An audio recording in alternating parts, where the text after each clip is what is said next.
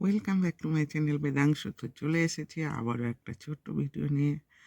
আজ চলেছি বাঁকুড়ার উদ্দেশ্যে। তো আমি যাত্রা শুরু করলাম শিখরপুর থেকে। তো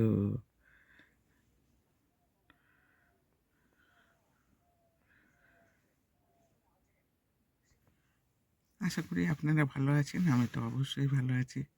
তো আজকের যাত্রাটা আপনাদের ইচ্ছায় শুভকামনা হোক। তো চলুন যাওয়া যাক, এবং যাত্রাপথে কী কী আপনাদের দেখাতে পারলাম সেটা আজ আমি আমার এই ভিডিওর মাধ্যমে দেখাবো। তো চলুন দেখতে থাকুন।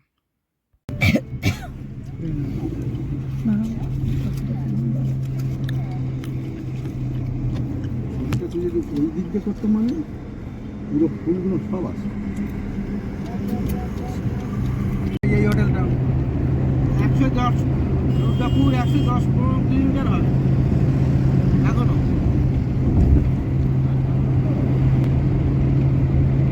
মনে আমার চিনি ছাড়া আর অন্য দোকানে যাওয়া না। এইটা আমাদের বাড়িতে শুধু কিছু একটা হলেই বলতে কি হ্যালো যেখানে হোটেলের ঢুকে কিসের ছবি তুলছি না লাইভ করছি। থাকে যাবে না, ঘরে আসবি আসবি তখনই তো না।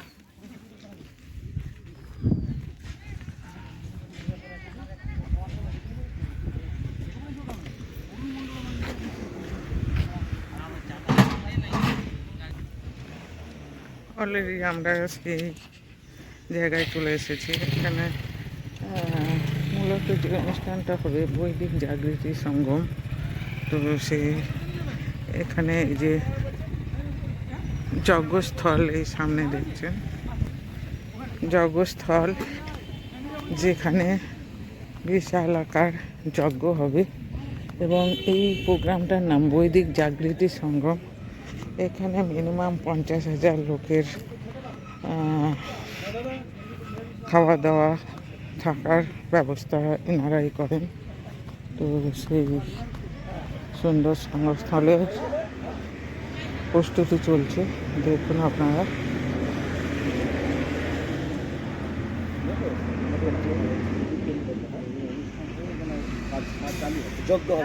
কুড়িটা চুল্লি করা হয়েছে। দেখলে তো বললাম না জ্যাকেটগুলো পড়ে যাবে। ভেতরের দিকে দাও, সিটের দিকে ফেলে দাও, পরে দেখছি।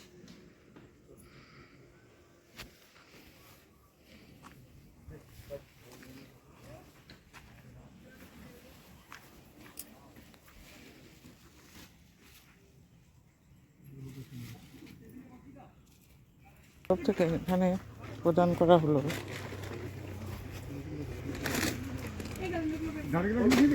আমাদের ট্রাস্টের পক্ষ থেকে এখানে বৈদিক ব্রাহ্মণদের জন্য কিছু বস্ত্র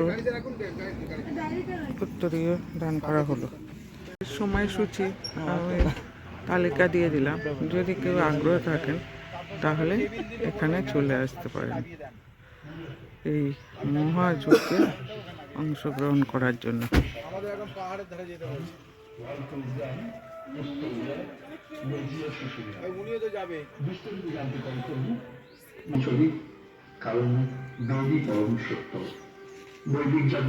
ভাই যদি পুজো করে না তো চলে আসি যে দিবা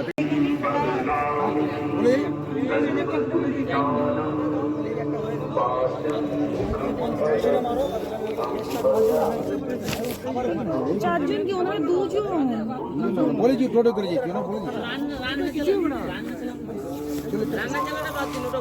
আজকের মতো ব্লগটি এখানে শেষ করছি।